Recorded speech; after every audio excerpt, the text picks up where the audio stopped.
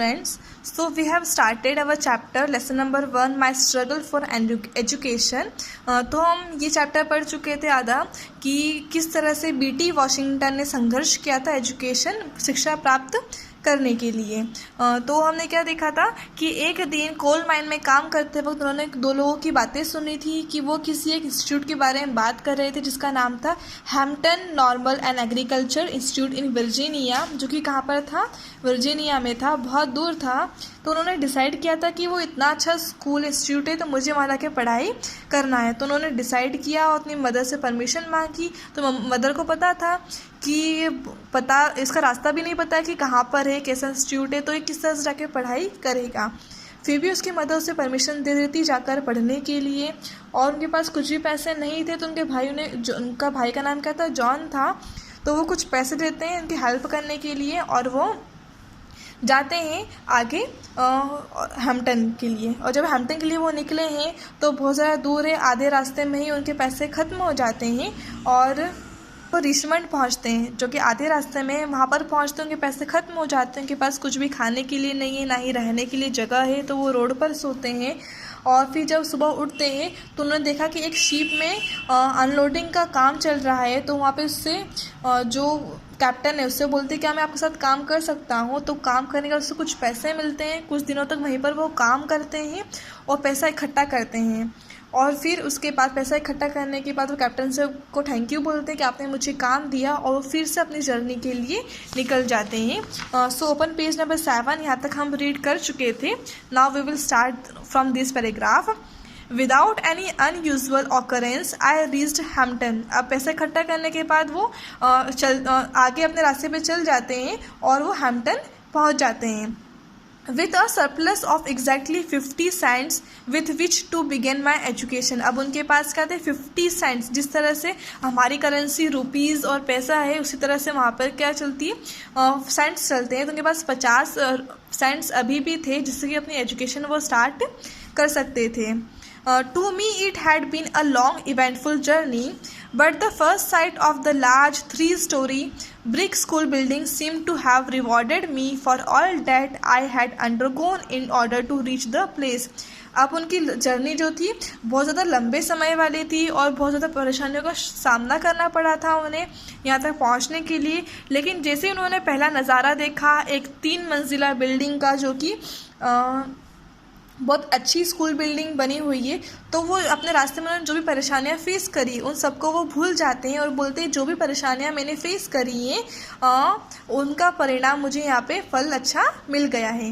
It seem to have to be the largest and the most beautiful building I had ever seen. वो क्या सोचते हैं कि मैंने ज़िंदगी में इससे खूबसूरत और इससे बेहतर या इससे बड़ी बिल्डिंग आज तक नहीं देखी। The sight of it seem to be the to give me a new life. जैसे ही मैंने इस बिल्डिंग का नज़ारा देखा मेरी ज़िंदगी में एक नई सी चमक आ जाती है। I felt that a new kind of existence had now begin. अब वो क्या बोल रहे हैं कि अब मेरा ज़िंदगी का एक नया अस्तित्व या नया दौर शुरू होने वाला है। That life would now have a new meaning. अब मेरी ज़िंदगी का एक नया मकसद होगा, एक नया मीनिंग होगा। I felt that I had reached the promise land. वो बोल रहे कि जिस मंजिल पर मुझे पहुंचना था मैं वहाँ पर पहुँच गया हूँ। As soon as possible after reaching the grounds of the Hampton Institute I presented myself before the head teacher for an assignment to a class.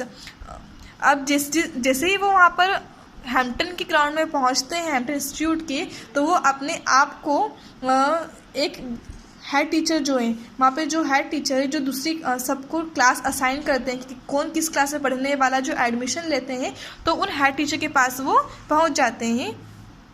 Having been so long without proper food, a bath and a change of clothing, I didn't of course make a very favourable impression upon her. वो क्या सोच रहे हैं कि बहुत लंबे समय तक मुझे ठीक से खाना भी नहीं मिला है, मैंने ठीक से नहाया भी नहीं हूँ, मैंने कपड़े भी चेंज नहीं किए, तो मुझे ऐसा लगता है कि मेरा इम्प्रेशन जो इन पर बहुत अच्छा नहीं होगा। I could see at once that there were doubt in her mind about the wisdom of admitting me as a student.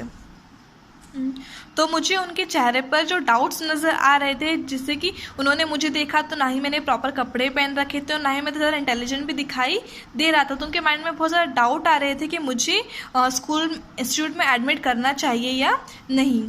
For some time she did not refuse to admit me. कुछ समय तक उन्होंने कुछ भी नहीं बोला कि मुझे एडमिशन मिलेगा या नहीं मिलेगा। उन्होंने मना भी नहीं किया। रिफ्यूज़ मीन्स क्या होता है? मना करना। तो उन्होंने मुझे एडमिट करने से मना भी नहीं किया। Neither did she decide in my favour. ना ही उन्होंने कोई मेरे पक्ष में कोई फैसला सुनाया कि हाँ एडमिशन कर लेना चाहिए। I continue to linger about so her admitting other students. मैं about her and to impress her in all the ways I could with my worthiness। वो कंटिन्यू कोशिश कर रहे हैं उन्हें इम्प्रेस करने की, जितनी भी काबिलियत है उनके अंदर वो सब दिखाने की और मैडम को इम्प्रेस करने की। In the mean time I so her admitting other students. उसी वक्त उन्होंने क्या देखा कि जो हेड टीचर है वो दूसरे स्टूडेंट्स को एडमिशन दे रहे हैं। And that added greatly to my discomfort. और क्या अब मैं बेचैन होने लग गया था कि मुझे एडमिशन नहीं मिल रहा है बट मैडम दूसरों को एडमिशन दे रही हैं। For I fail deep down in my heart. तो मेरा दिल जो है बहुत ज़्यादा छोटा हो जाता है, निराश हो जाता है। That I could do as well as they. काश मैं भी इतना अच्छा कर पाता जितना कि दूसरे बच्चे कर रहे थे, जिससे कि उनको एडमिशन मिल गया। If I could only get a chance to show that was what was in me. काश मुझे एक ऐसा मौका मिल जाए जिससे कि मैं दिखा सकूं कि मेरे अंदर क्या क्या काबिलियत है। After some hours had passed. कुछ घंटे बीत जाने के बाद the head teacher said to me. Head teacher ने मुझसे बोला the adjoining recitation room needs sweeping. कि एडजॉइनिंग मीन्स क्या होता है? पास में ही। तो पास में ही जो music room, recitation means room क्या होता है? जहाँ पे म्यूज़िक सिखाया जाता है। तो पास का ही जो म्यूज़िक रूम है वहाँ उसको साफ़ करने की ज़रूरत है। स्वीपिंग मीन्स क्या होता है? साफ़ सफाई करना। Take the broom and sweep it. तो वो क्या बोल रहे हैं? लो ये झाड़ू लो। ब्रूम मीन्स होता है झाड़ू। तो ये झाड़ू लो और उसकी सफाई कर दो। It occur to me at once that they here was my chance. तो वो क्या सोचते हैं कि हाँ मेरी अब बारी आ चुकी है अपने आप को प्रूफ करने की। Never did I receive an order with more delight. मैंने इससे पहले कभी भी किसी का ऑर्डर इतनी खुशी से नहीं माना। वो बोल रहे थे और तो मुझे बहुत ही खुशी से उनका ऑर्डर मान के काम करने लग गया था। I swept the recitation room 3 times। मैंने उस पूरे रूम की जो झाड़ू है वो 3 बार लगाई। Then I got a dusting cloth and dusted it 4 times। फिर मुझे क्या साफ़ करने के लिए कपड़ा मिल गया तो मैंने उस पूरे रूम को 4 बार साफ़ किया। All the wood work around the walls, every bench, table and desk I went over 4 times with my dusting cloth. वहाँ पे जितना भी फर्नीचर रखा था, दीवारें थी और खिड़कियाँ, टेबल, चेयर जो भी था, मैंने 4 बार कपड़े से उसको साफ़ किया। Besides, every piece of furniture had been moved। इसके अलावा फर्नीचर का हर एक पीस मैंने उठाकर साइड में रखा। And every closet and corner in the room had been thoroughly cleaned. मैंने अच्छे से पूरे सामान को उठा कर वहाँ के झाड़ू लगाई थी। I had the feeling that in a large measure my future depended upon the impression I made upon the teacher. वो क्या सोच रहे थे कि अब मेरा फ्यूचर जो है अब इसी पर निर्भर है कि मैं किस तरह से टीचर को इम्प्रेस करूँ साफ़ सफाई करके कि वो मुझे एडमिशन दे दें। When I was through, I reported to the head teacher।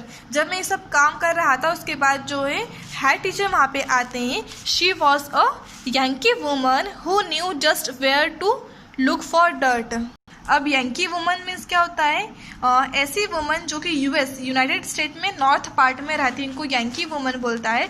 तो वो क्या है? यूनाइटेड स्टेट में नॉर्थ में रहने वाली लेडी थी जो कि वहाँ पर आई थी देखने के लिए कि यहाँ पे कुछ गंदगी है या नहीं, मतलब इंस्पेक्शन के लिए जो आई थी। She went into the room and inspected the floor and closets. वो रूम में आती हैं और रूम का हर एक कॉर्नर, हर एक फ्लोर देखती हैं, फर्श को देखती हैं। Then she took her handkerchief and rubbed it on the woodwork about the walls. उसके बाद क्या किया? उन्होंने अपना रुमाल निकाला और वॉल्स पर जो भी फ्रेम फर्नीचर वगैरह लगा हुआ है उस पर रब किया अपने हैंकी को। And over the table and benches. अपने टेबल और बेंचेस पे भी अपने रुमाल को उन्होंने रब किया। When she was unable to find 1 bit of dirt on the floor. जब उन्हें पूरे फ्लोर पर एक छोटा सा डर्ट, मतलब छोटी सी गंदगी भी दिखाई नहीं दी। और particle of dust on any of the furniture, किसी भी फर्नीचर पर जरा सी धूल भी नहीं दिखाई दी. She quietly remarked, I guess you will do to enter this institution. वो क्या बोलती है, मेरा यह मानना है, मैं सजेस्ट करूँगी कि तुम्हें इसमें एडमिशन अब मिल जाएगा. I was one of the happiest soul on the earth. उस वक्त मुझे क्या लग रहा था कि इस पूरी दुनिया में, इस पूरे पृथ्वी पर सबसे ज़्यादा खुशकिस्मत इंसान मैं ही हूँ. The sweeping of that room was my college examination. अब उस रूम की सफाई करना, जिस तरह से हम लोग एंट्रेंस एग्जाम देते हैं किसी भी कॉलेज में एडमिशन के लिए, तो वो क्या सोच रहे थे कि इस रूम की सफाई करना शायद मेरा कॉलेज एग्जामिनेशन था. And never did any youth pass an examination for entrance into